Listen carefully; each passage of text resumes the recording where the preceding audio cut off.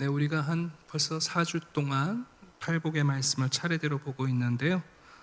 이 팔복의 내용도 중요하지만 팔복을 주신 목적이 뭐냐? 지금 예수님은 이 땅에 오셔서 하나님의 나라를 선포하시고 그 나라에 합당한 백성으로 가르치시고, 그리고 그 하나님 나라의 백성들이 될 수 있도록 우리가 약하고 망가진 부분들을 고치시고 회복하시는 일을 하십니다. 이제 마태는 우리에게 5장부터 예수님이 어떤 하나님의 나라를 가르치셨는지를 지금 예로 들려주고 있는 거예요. 그래서 팔복은 이렇게 시작하고 이렇게 끝나요. 천국이 그들의 것입니다. 그리고 10절 보면 천국이 그들의 것이다. 팔복에 나오는 이 복의 내용과 또 보상의 내용이 마치 하나씩 꼭 짝지어져 있는 것이 아니라 이 모든 것은 바로 하나님의 나라에 적합한 백성들의 태도를 얘기합니다. 근데 재밌는 건 그 8가지가 4개 이렇게 묶여 있어요. 우리 십계명도 보면 하나님에 대한 계명, 또 사람들에 대한 계명의 방향이 있는 것처럼 팔복도 우리가 지금까지 살펴봤던 4가지, 지난주에 봤던 의에 줄이고 목마른 자까지는 사실은 우리의 태도와 관련이 있는 거죠. 그런데 오늘부터 보시게 될 긍휼히 여기는 자라는 것은 약간 행동과 관련이 있어요. 그래서 약간은 좀 구분이 된다는 것을 이해하고 오늘 말씀을 전하도록 하겠습니다. 자, 첫 번째는 뭐냐면 성경에서 말하는 긍휼이 뭔가 하는 거예요. 사실은 사랑, 자비, 또 긍휼 크게 다르진 않아요.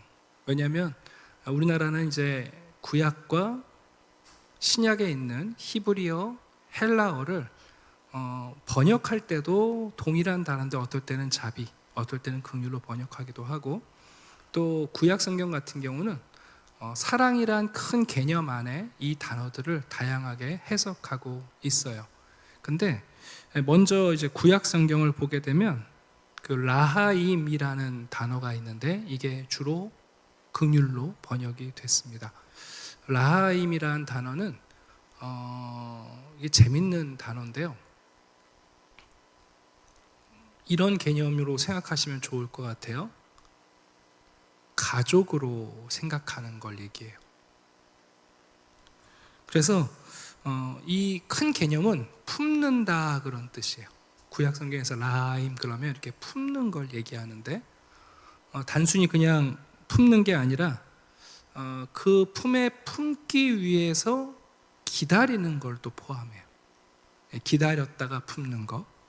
그리고 품으려면 여러분 이렇게 그 대상을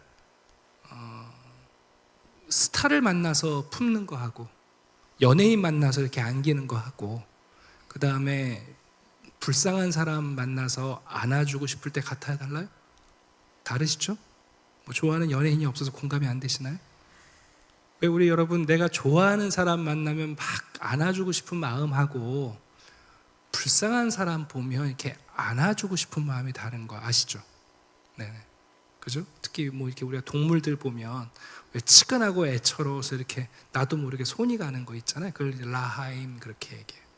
네. 그래서 이렇게 품어준다 그런 개념인데 거기에서부터 가족 삼는다. 그리고 요즘으로 말하면 입양의 의미도 담겨 있어요. 그래서 긍휼이라는 단어는 뒤에 또 이제 설명하겠습니다만 너무 불쌍해 보이는 거예요. 그래서 선뜻하는 게 아니라 그 불쌍한 대상을 향해서 내가 기다리면서 품는 것을 얘기해요. 또 이 긍휼이라는 단어는 우리가 잘 아는 구약 성경의 헤세드라는 언약적 사랑이죠. 하나님의 변화없는 사랑 헤세드도 종종 우리나라 성경은 긍휼로 번역을 했어요. 그러니까 왜 그러냐 하면 이게 개념을 잘 이해해 보시면 하나님이 보실 때 언약을 맺었는데 상대방이 언약 준수를 못하는 거죠. 왜요? 의지가 약하고 상황이 안 좋고 자기의 어떤 결격 사유 때문에 못 지켜내는 거예요. 그러니까 그 언약을 지키고자 하는 마음도 있고 그러나 행하지 못할 때 또 불쌍히 여기고 품는 것. 그래서 언약적 사랑을 얘기할 때도 어떤 데서는 이제 긍휼이라고 번역을 합니다. 대표적인 게 누가복음 1장 54절을 보시게 되면 이렇게 노래하고 있어요. 그 종 이스라엘을 도우사 긍휼히 여기시고 기억하시되. 이게 마리아의 노래잖아요. 네, 마리아가 천사로 말미암아 메시아 잉태의 계시를 받고는 그 마리아가 얘기하는 거예요. 이스라엘을 도와주시옵소서, 긍휼히 여겨주시옵소서, 우리를 기억해 주시옵소서. 그럴 때 이제 구약 성경의 라하임이란 개념으로 사용을 했어요. 또 베드로전서 2장을 보게 되면 너희가 전에는 백성이 아니더니 이제는 하나님의 백성이요 전에는 긍휼을 얻지 못하였더니 이제는 긍휼을 얻은 자니라. 호세아서에 있는 개념을 베드로가 가지고 와서 야, 우리가 과거에는 하나님으로부터 긍휼을 받지 못했는데 그냥 진노의 대상으로 우리가 하나님 앞에서 눈밖에 난 자들인데 이제는 하나님의 긍휼, 그분이 기다리시고 불쌍히 여겨 품는 그런 존재가 되었다 하고 우리에게 말씀하고 있습니다. 그래서 이 긍휼히 여긴다는 거에는 관대함, 때로는 용서, 그리고 동정의 의미도 품고 있습니다. 그런데 뭐 똑같은 단어를 자비라고 번역할 수도 있고 긍휼이라고 번역할 수도 있는데 그 차이는 뭐냐 하면 자비는 아직 행동으로 나타나기 전까지가 자비예요. 근데 긍휼이라고 번역할 때는 이 긍휼이란 단어는 행동, 동사를 표현해요. 그래서 우리나라 성경은 긍휼히 여기는 자 이렇게 돼 있어요. 그러니까 앞에 보면 온유한 자, 가난한 자, 상태잖아요. 그죠? 의에 줄이고 목마른 자, 상태예요. 근데 이제 긍휼히 여기는 자부터는 행동이에요. 행동을 얘기해요. 우리가 단순히 자비의 마음과 사랑의 마음이 아니라 그것이 구체적으로 움직여서 행동으로 나타나기 시작하는 자, 자비를 실천하고 사랑을 실천하는 사람. 그런 면에서 긍휼은 자비와 용서의 출발점입니다. 골로새 3장을 보니까 이렇게 되어 있어요. 그러므로 너희는 하나님이 택하사 거룩하고 사랑받는 자처럼 긍휼과 자비와 겸손과 온유와 오래 참음으로 서로 옷 입으라 해서 어떤 면에서 우리의 모든 그리스도의 성품의 출발점이 이 긍휼에 있고 그리고 하나님의 사랑과 자비가 우리 가운데 실천될 때 이 긍휼이 나타나기 시작해요. 제가 이제 긍휼에 대한 이야기를 할 때마다 재밌는 이야기를 하나 해드려요. 저희 처가댁이 시골이에요. 시골집이거든요. 시골에 가면 또 요즘은 도둑고양이라고 그러면 또 뭐라고 하더라고요. 아무튼 들고양이. 고양이들이 많아요. 근데 이제 그 고양이 중에 한 마리가 저희 그 장모님 장인어른 댁에 가끔 들르는 거예요. 그래서 가끔 와서 이제 뭐 밥하고 냄새 나면 들고양이가 와서 야옹야옹 할 거 아니에요. 그래서 우리 장모님이 이제 한두 번 먹이를 주신 거죠. 삐쩍 말라갖고. 그랬더니 얘가 어떻게 하냐면 더 자주 와요. 집고양이가 아니었는데 이 고양이가 더 자주 와요. 그래서 올 때마다 두다 보니까 참 어떻게 되냐면 때가 되면 이 녀석 안 나타나나 찾게 돼요. 그죠? 한동안 안 나타나면 이게 어디 가서 밥은 먹고 다니나 하고 기억이 나요. 그러다가 오면 반가워요. 그리고 또 오면 언제 알았다고 와서 부비고. 그러다가 장모님께서 주방에 있는 그릇 하나를 꺼내서 그 고양이가 와서 먹이를 먹던 그곳에 이제 그릇을 하나를 준비해요. 그게 긍휼이에요. 아주 정확하게 표현해 드린 거예요. 여러분, 우리가 하나님 앞에 긍휼 받는다는 게 뭐냐면 하나님이 우리의 밥그릇을 준비해 놓으시는 거예요. 이제 그럼 뭐가 된 거예요? 식구가 된 거예요. 여러분들은 무지개교회 밥그릇 하나씩 있으시죠? 누가 밥그릇 안 뺐죠? 네. 여러분, 그게 긍휼이에요. 네. 하나님께서 우리를 긍휼히 여기신다는 게 무엇인가? 우리가 인생을 살면서 정말 하나님께 사랑을 구걸하고 어떨 때는 도와달라고 얘기하고, 근데 뭐 잠시 배부르면 또 우리 돌아다니는 사람들은 아니에요. 예. 근데 이제 우리는 돌아다니는데 하나님께서 우리를 기억해서 언제라도 가면 먹을 것을 주시려고 이제 밥그릇을 준비해 놓는 것, 그게 성경이 우리에게 표현하는 긍휼이에요. 네. 하나님께서는 그런 긍휼의 하나님이시기 때문에 우리에게도 긍휼을 실천하는 삶을 원하세요. 여러분, 하나님께서는 우리에게 제사를 원하시는 것 같지만 하나님은 우리가 드리는 제물보다 우리가 일상 가운데 긍휼의 하나님을 닮아서 우리도 누군가에게 밥그릇을 준비하는 긍휼이야말로 하나님이 기대하시는 더 귀한 일상의 제사라고 말씀하십니다. 들어보세요. 나는 인애를 원하고 제사를 원하지 아니하며 번제보다 하나님을 아는 것을 원하노라. 여기 나오는 인애가 헤세드죠. 사랑이면서 긍휼이에요. 하나님이 진짜 원하시는 것은 하나님께 재물 가져오는 것보다 하나님의 백성들이 하나님께 긍휼을 입은 것처럼 우리가 일상 가운데 누군가를 생각하고 그를 위하여 내 삶의 밥그릇을 만들어 주는 일, 그걸 정말 하나님이 기다리신다는 거예요. 마태복음 9장입니다. 너희는 가서 내가 긍휼을 원하고 제사를 원하지 아니하노라 하신 뜻이 무엇인지 배우라. 나는 의인을 부르러 온 것이 아니요 죄인을 부르러 왔노라 하시니라. 여러분, 하나님이 어떤 분이세요? 들고양이, 거라사의 광인 같은 우리를 위해서 긍휼의 그릇을 준비하시는 분이잖아요. 하나님이 우리에게 원하시는 것, 제사가 아니라 바로 하나님의 그 긍휼을 우리가 받고 그 긍휼을 실천하기를 원하십니다.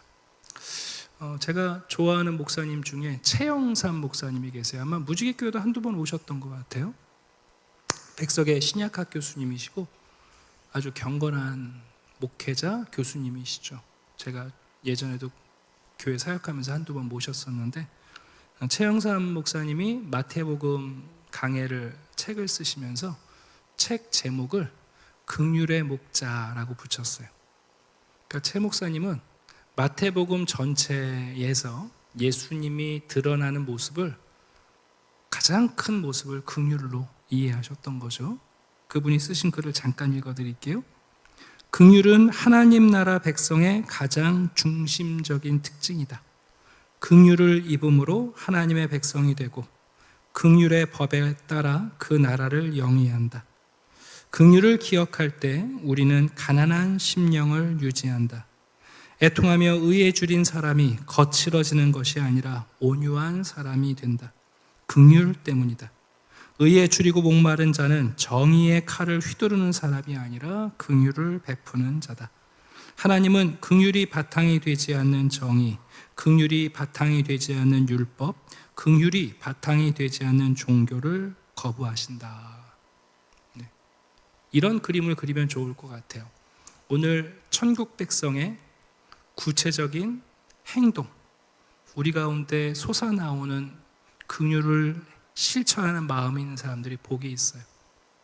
이런 사람들은 먼저 하나님의 긍휼을 받고 나도 또 긍휼을 실천하는 일종의 긍휼 체인을 만드는 사람들이에요.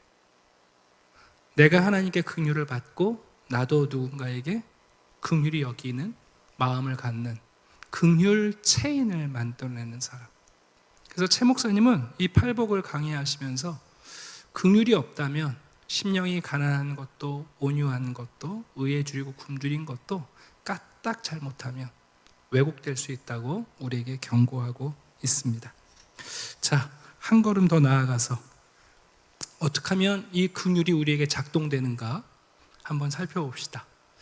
자, 성경에 보니까 긍휼은 첫 번째 기억하는 것으로부터 출발합니다.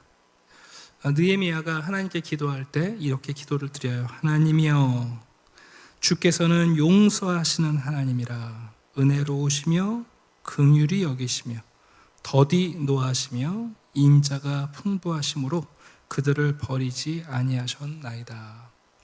느헤미야가 자기 민족과 예루살렘을 위해서 기도하면서 하나님이 우리를 기억해 주셔야 하는데 어떻게 하나님은 우리를 기억하시는가? 하나님의 성품이 바로 긍휼한 분이시기 때문이라는 거예요. 시편에 보면 이렇게 또 노래합니다. 우리 조상들의 죄악을 기억하지 마시고 주의 긍휼로 우리를 속히 영접하소서. 우리가 매우 가련하게 되었나이다. 하나님이 우리를 생각하시고 기억해 주실 때 어떻게 기억해 달라고요? 긍휼히 여겨 기억해 달라는 거죠.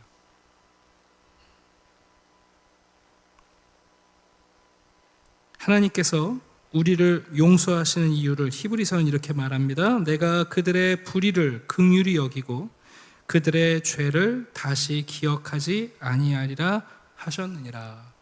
하나님의 긍휼은 단순히 우리를 기억하시는 것뿐만 아니라 우리에 대하여 좋지 않은 것을 기억하지 않으시는데도 긍휼이 작동해요.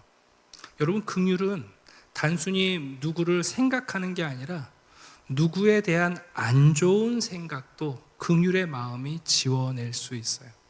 네. 그래서 늘 하나님이 배신하고 반역하는 우상 숭배하는 백성들을 다시 찾아오시는 이유가 뭐냐? 바로 하나님의 긍휼 때문입니다. 히브리서 4장은 예수 그리스도가 바로 그 긍휼의 목자라고 우리에게 가르쳐줘요. 우리에게 있는 대제사장은 우리의 연약함을 동정하지 못하실 리가 아니요 모든 일에 우리와 똑같이 시험을 받으시니로되 죄는 없으시니라. 여기 동정이란 단어가 사실은 동일한 긍휼이란 단어예요. 예수님은 우리와 똑같은 몸을 입고 이 땅에 오셔서 우리의 육체적인 연약함, 굶주림, 또 질병, 고통, 죽음까지 다 경험하셨잖아요. 그래서 정말 우리를 긍휼히 여겨주시는 분이고 우리를 기억하시고 심지어 우리에 대한 안 좋은 것조차 긍휼 때문에 잊어주시는 분이세요. 여러분, 긍휼의 마음은 첫 번째 우리의 기억을 사로잡을 때 우리 안에 이 긍휼이 작동하기 시작해요. 자녀들이 여럿인 우리 부모님들이 계신데 어떻게 늘 똑같이 자녀가 셋이면 30% 생각나세요? 아니죠. 부모의 마음 얘기 들어보면 그러시잖아요. 제일 못난 놈이 많이 떠오르신다면서요. 네. 얼마 전에도 제가 아는 이제 권사님이 한 분 계신데 자녀가 결혼도 하고 자녀도 낳고 그러는데 뭐 사업도 손댔다가 뭐가 잘 안 되니까 뭐 어떡해요? 카드 빚지고 이러니까 마지막에 사시는 집 이제 팔아갖고 이사 가시면서 자녀 또 빚 갚아줄 고민하시는 얘기를 살짝 들었어요. 여러분 참 근데 밉지 않은 거죠. 미운 마음이 아니라 그 불쌍히 여기는 마음이 있어요. 여러분, 하나님이 우리를 긍휼히 여기시고 우리가 긍휼의 사람이 되는데 가장 먼저 우리가 어떤 기억을 갖게 되는가가 되게 중요해요. 교회를 생각할 때 저는 교회에 대한 긍휼한 마음이 있어요. 번듯하게 뭐 큰 건물들 있는 교회를 가봐도 교회들이 참 불쌍해요. 가진 게 없어서가 아니라 예수 그리스도에 대해서 가난해서 불쌍해요. 네.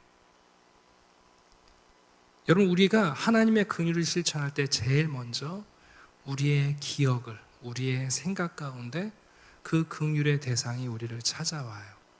네. 자, 두 번째는 뭐냐 하면 여러분 어떤 대상에 대한 긍휼의 마음이 생기면 우리가 왜 그 대상에 대해서 긍휼의 마음이 생겼어요? 그가 뭔가 고통당하고 있고 무거운 짐을 지고 있고 아픔 중에 있을 때 우리가 그를 긍휼히 여기게 되잖아요. 그래서 긍휼히 여기는 마음이 시간이 지나면 어떤 마음이 생기냐 하면 그 사람의 고통을 좀 덜어주고 싶은 마음이 생겨요. 그 사람의 짐을 좀 나눠주고 싶은 마음이 생겨요. 그 사람의 슬픔을 조금이라도 좀 함께 슬퍼하며 그의 슬픔을 좀 위로해주고 싶은 마음이 생겨요. 그래서 여러분, 이 긍휼이라는 건 처음에는 우리의 생각과 기억으로 출발하지만 그 기억이 잠시 후면 그를 위하여 그의 어떤 무거운 짐이든 고통이든 그 일부라도 내가 좀 나누어주고 덜어주고 싶은 마음이 생겨요. 그래서 여러분, 이 긍휼히 여기는 마음이라는 건 우리가 행동하게 만들어 주는 거예요. 그리고 여러분, 긍휼의 마지막 단계는 뭐냐 하면 단순히 그의 고통과 약함이 아니라 그 사람 안에 있는 그런 고통과 약함을 가지고 오는 그의 악을 제거해 주고 싶은 마음이 생겨요. 그게 바로 긍휼의 완성이에요. 예를 들어 드리면, 여러분, 미국에서 한때 흑인들이 노예 생활을 했죠. 처음에는 사람으로도 생각하지 않고 집에서 키우는 가축처럼 생각했죠. 근데 여러분, 그들이 영혼이 있다는 사실을 알게 되죠. 생각하게 돼요. 그래서 여러분, 적어도 선한 주인들은 그들에게 고된 노역을 좀 안 해주려고 하고 좀 짐을 덜어주려고 하고.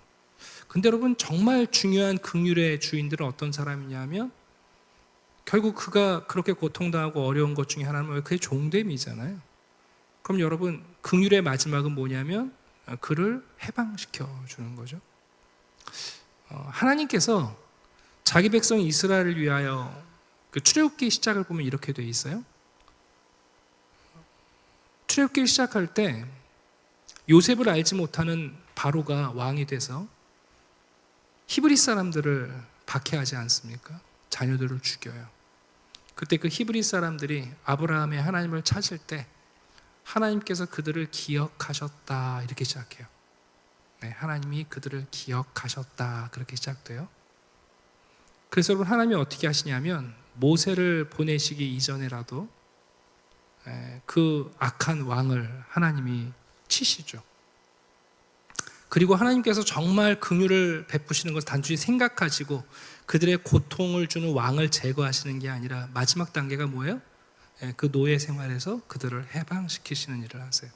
여러분, 긍휼이란 크게 그 세 가지 과정, 그 세 단계를 우리가 경험하게 돼요. 불쌍한 그를 생각하게 돼요. 그리고 두 번째는 그를 품어주고 싶어져요. 어떻게든지 짐을 덜어주고 싶고 고통을 나눠주고 싶고 고쳐주고 싶고. 그러나 더 궁극적인 긍휼의 완성은 뭐냐면 그를 해방시켜주고 그를 붙잡고 있는 악을 제거해주고 싶어집니다. 에베소 2장입니다. 긍휼이 풍성하신 하나님이 우리를 사랑하신 그 큰 사랑을 인하여 허물로 죽은 우리를 그리스도와 함께 살리셨고. 여러분, 이 한 줄 안에 시발점이 뭐냐 하면 긍휼의 풍성한 하나님이 우리를 사랑하신 그 큰 사랑을 인하여 허물로 죽은 우리를 그리스도와 함께 살리셨고. 바울은 가로를 열고 이렇게 말해요. 너희는 은혜로 구원을 받은 것이라. 반 하우스라는 목사님께서 이렇게 긍휼에 대해서 말씀하고 있어요. 예수 그리스도께서 십자가에서 죽으셨을 때 인간을 구원하기 위한 하나님의 모든 행동은 예언의 능력으로부터 벗어나 역사적 사실이 되었습니다. 하나님의 긍휼은 인류의 구원을 위해 예언하셨던 내용이 드디어 역사적 사실이 되었습니다. 하나님이 이제 우리를 긍휼히 여기신 것입니다. 하나님이 우리를 향하여 은혜의 자리에서 행동을 보여주실 수 있는 이유는 하나님께서 우리에게 이미 긍휼을 완전히 베푸셨기 때문입니다. 이제 샘이 터지고 샘에서 물이 풍성하게 흘러나오기 시작한 것입니다. 우리가 예수 그리스도를 알게 됐다는 것은 하나님의 긍휼의 샘이 터졌다는 것을, 그리고 그리스도 안에서 우리를 향하신 하나님의 긍휼이 넘쳐 흐른다는 것을 우리로 하여금 깨닫게 하십니다. 하나님이 우리를 그렇게 긍휼하게 대하셨으니까 우리도 오늘 본문에 있는 것처럼 긍휼히 여기는 자가 되면 참 좋을 것 같은데, 근데 우리는 이 긍휼히 여긴다는 것이 가끔 작동하긴 하지만 항상 작동하지는 않아요. 우리가 가지고 있는 재물이나 시간, 또 생각과 말과 또 우리가 갖고 있는 재능과 기회들을 써서 하나님의 긍휼이 누군가에게 흘러갈 수 있도록 우리가 그런 긍휼의 사람으로 살아가는 게 우리에게 그렇게 자연스럽지 않은 것 같아요. 왜 그런가? 사실 여러분, 긍휼이라는 것은 다른 사람의 취약함을 품고 다른 사람의 취약함을 품음으로써 사실은 나의 취약함도 품는 과정이거든요. 좀 어렵게 들리셨을 수 있는데, 여러분, 우리가 누군가를 불쌍히 여기는 마음, 생각하고 그의 고통을 덜어주고 그래서 무엇이라도 해주고 싶은 마음, 그래서 그의 약함을 우리가 품고 그를 위해 무언가를 했을 때 그 취약함을 덮는 것은 단순히 상대에 대한 배려가 아니라 동시에 우리의 취약함에 대해서 우리가 수용하고 받아들이고 나의 취약함을 하나님이 긍휼로서 품으신다는 것을 우리가 확인하게 됩니다. 하나님은 이런 천국의 백성들의 선순환, 긍휼 체인을 원하시는데 사실 우리가 잘 안 돼요. 긍휼에 대한 재밌는 글을 제가 좀 읽어드리면 한번 생각해 보세요. 우리는 스스로 원하는 정도만큼 긍휼을 베푼 일이 없으면서도 우리에게 자비를 베풀지 않는 사람에게 무엇보다 크게 분노한다. 우리는 스스로 원하는 정도만큼 긍휼을 베푼 일은 없으면서도 우리에게 자비를 베풀지 않는 사람에게 무엇보다 크게 분노한다. 우리는 긍휼을 베풀길 원하지 않으면서도 친절한 이들과 함께 있고 싶어한다. 왜 그런가? 제가 이야기를 좀 하나 해드리려고 하는데, 일본의 그 작가 중에 마치다 준이라는 작가가 있어요. 소설도 쓰고 동화도 쓰시는 분인데, 그분이 쓰신 그 시리즈 동화라고 할 수 있죠. 동화 중에 얀 이야기라는 책이 있어요. 그 책에는 주인공이 둘이 나오는데 한 마리는 고양이고 한 마리는 물고기예요. 둘이 친구예요. 네. 고양이의 이름은 얀이고 물고기의 이름은 카와카마스예요. 배경은 러시아예요. 뜬금없죠? 중요한 건 뭐 그런 게 아닌데, 아무튼 고양이 얀하고 물고기 카와카마스가 둘이 친구인데, 이 카와카마스가 좀 이상한 친구예요. 그래서 둘이 같이 놀다가 집에 갈 때쯤 되면 카와카마스가 얀한테 부탁을 해요. 얀, 내일 우리 집에 무슨 잔치가 있는데 내가 깜빡 잊어버리고 소금하고 버터를 안 샀네. 집에 소금하고 버터 있어? 그러면 얀이 있어. 고마워하고 빌려가요. 물론 양념 돌려주시는 분 없으시죠? 네. 근데 또 다음 날 오면 또 같이 놀아요.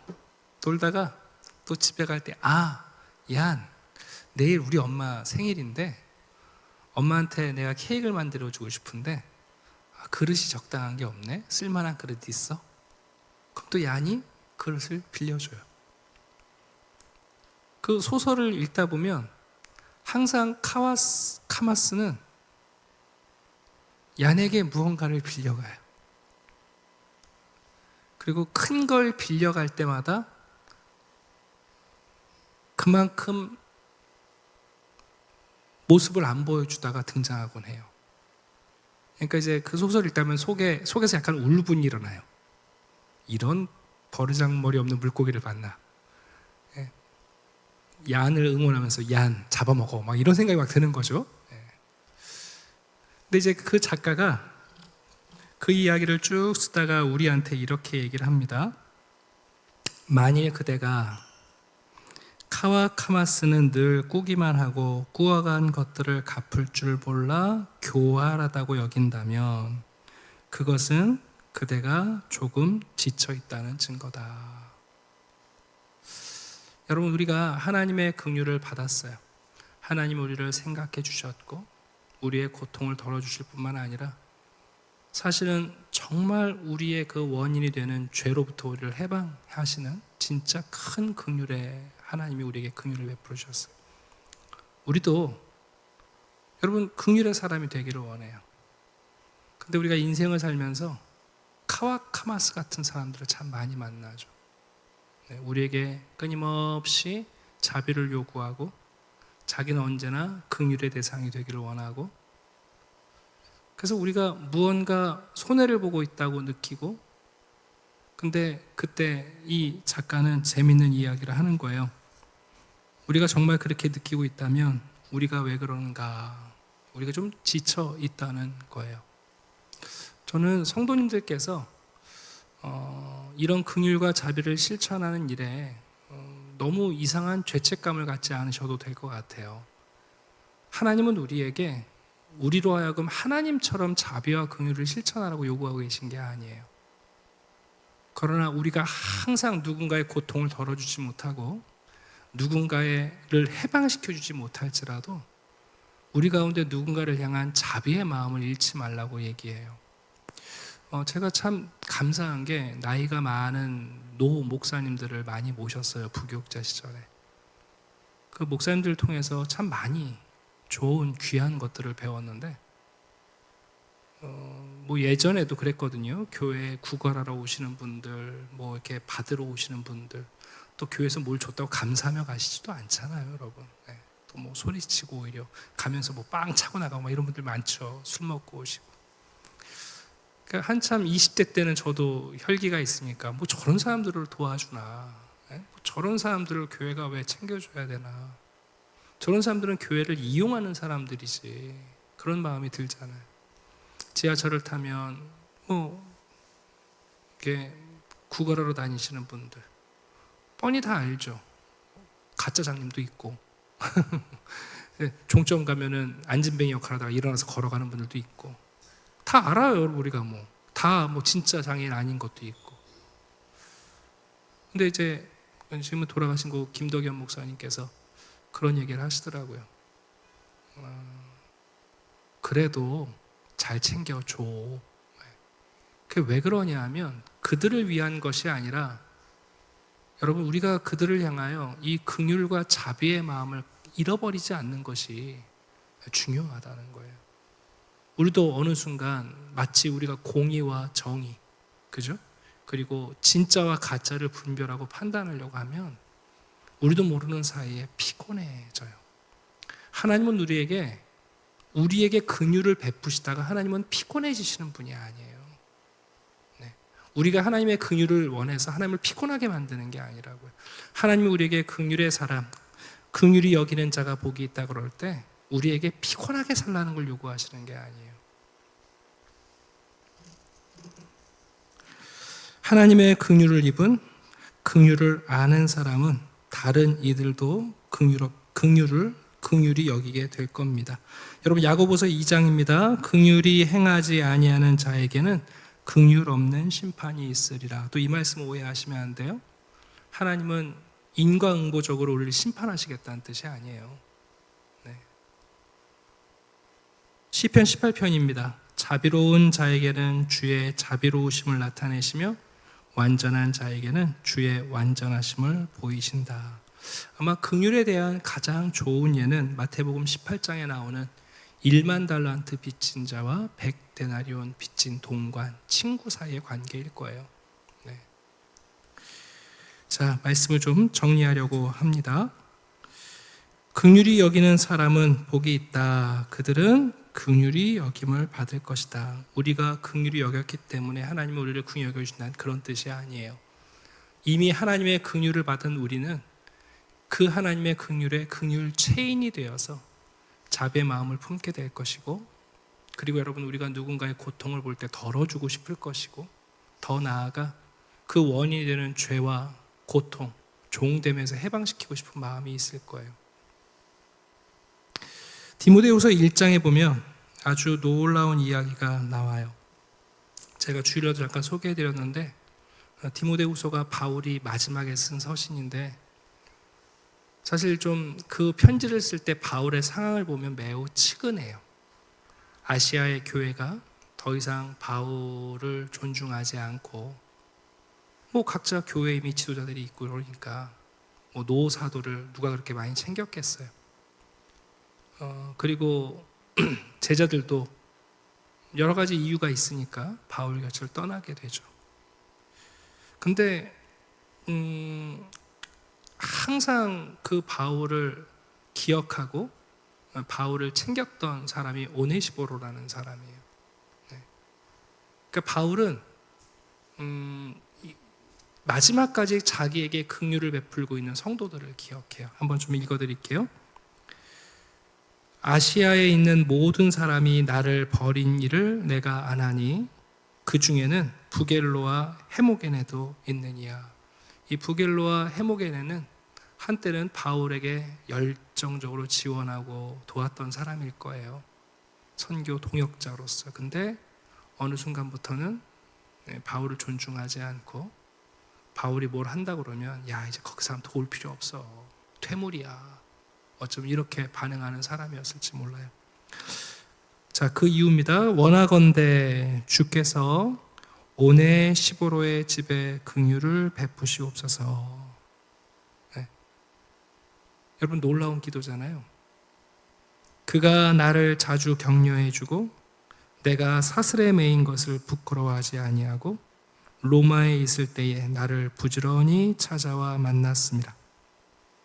원하건대 주께서 그로 하여금 그날에 주의 긍휼을 입게 하여 주옵소서. 참 아름다운 내용이에요.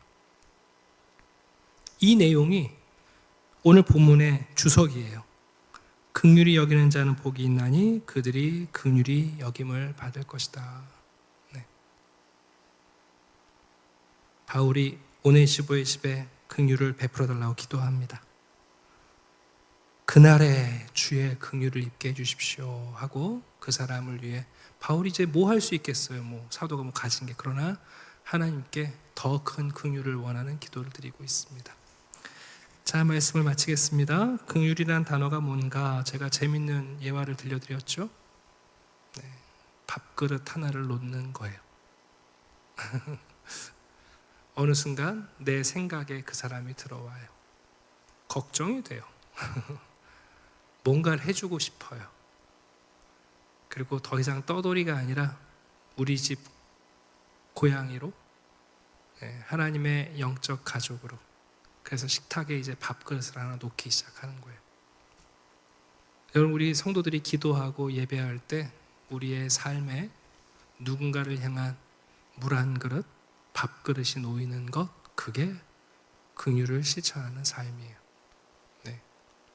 그러려면 우리의 생각, 또 우리의 마음, 우리의 구체적인 실천이 하나님이 우리를 먼저 긍휼히 여겨주신 그 긍휼을 따라 긍휼의 체인을 만들어가는 게 중요할 겁니다. 그런데 여러분 많이 지치실 거예요. 왜? 세상 살다 보면 카와 카마스 같은 물고기들이 있거든요. 그러다 보니까 우리가 우리 자신을 지키려고 문을 걸어 잠그고 내가 가진 거 리스트 정리해서 이렇게 되기 시작하면 우리가 그 긍휼의 마음을 잃어버려요. 그러나 우리가 바로 바울이 기억했던 오네시보로처럼 우리도 하나님의 긍휼을 받고 누군가에게 긍휼을 실천함으로 품고 영적 가족이 되어주는 이런 긍휼의 삶을 실천하시면 여러분 주위에 있는 사람들은 참 행복할 거예요. 그죠? 오늘 가니까 그냥 들어갔는데 이거 네 밥그릇이다. 얼마나 고마운 일이에요. 언제든지 와라. 네. 교회 안에 좀 그런 밥그릇들이 많기를 기대합니다. 누구 오면 다시는 오지 말라고 일회용에 밥 사주지 말고, 네 자리는 없어 그러지 말고, 마치 여러분 하나님께 찾아온 사람들에게 밥그릇을 만들어주는 그런 신앙 공동체가 되기를 바랍니다. 기도드리겠습니다. 아버지 하나님, 감사합니다. 하나님께서 우리를 생각하시고 우리를 불쌍히 여겨 우리의 고통과 외로움과 우리의 아픔과 상처를 만져주시고 죄에 대하여, 사단에 대하여, 육신의 죄에 매여 있던 우리를 해방시켜 주셨습니다. 긍휼의 목자이신 예수 그리스도께서 우리를 한이 없이 긍휼히 여기사 1만 달란트의 빚을 갚아주시고, 아니 기억치 아니하시고 우리에게 베푸신 그 놀라운 긍휼의 자비를 기억합니다. 하나님, 우리에게도 그 하나님의 마음을 주시고 실천력을 주시고, 그리고 뒤로 물러서지 않는 끈기 있는 긍휼의 사람들이 되게 해 주시옵소서. 오늘 이 시간도 우리의 생각에 찾아들어온 긍휼의 대상들, 우리로 하여금 무언가를 움직이도록 충동하는 긍휼의 용기를 주는 대상들, 그들의 취약함을 품으며 우리의 취약함도 하나님의 긍휼의 대상이 된다는 것을 깨닫게 하시고, 하나님, 특별히 교회 안에, 이 영적 공동체 안에 누군가를 위하여 그릇을 놓아둘 줄 아는 하나님 긍휼의 공동체가 될 수 있게 주시옵소서. 하나님의 나라는 바로 우리들을 위한 식탁이 마련되어 있는 곳입니다. 우리 주 예수 그리스도께서 마지막으로 남겨주신 성찬의 식탁이 바로 긍휼의 식탁이었던 것처럼, 우리가 장차 함께 앉아 먹을 그 식탁을 기다리며 오늘도 긍휼을 실천하는 복된 성도들이 되게 해 주시옵소서. 감사드리며 예수 그리스도의 이름으로 기도드립니다. 아멘.